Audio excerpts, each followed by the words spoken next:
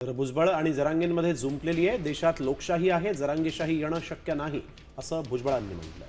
यावर जरांगेंनीही आपल्या शैलीत भुजबळांना आता उत्तर दिलेलं आहे.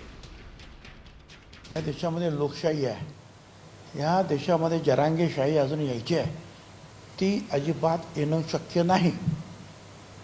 बाकीच्या राज्यांमध्ये देशांमध्ये आजूबाजूला गडबड होते, परंतु बाबासाहेब आंबेडकरांचं संविधान एवढं मजबूत आहे की त्यांनी आपल्या अनेक राज्यांना, अनेक भाषांना, अनेक जातींना, अनेक धर्मांना एकत्रित बांधून ठेवून ही लोकशाही जी आहे आतापर्यंत जपलेली आहे.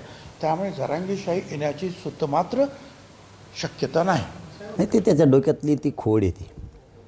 जरांगेशाही अमकं काही त्याला वाटतं त्याच्या म्हणण्याप्रमाणे सगळं चालावं असं दुष्ट विचाराचा ओबीसीला नेता लाभला आहे की जो आता बंजारा समाजही आरक्षणात जाऊ देत नाही, तो परत मायक्रो ओबीसी जाऊ देत नाही, धनगराच्या एस टी आरक्षणाच्याबद्दलचंही बोलत नाही, फक्त वेगळे चॉकलेट देऊन नेते वेगळ्या कामाला लावले.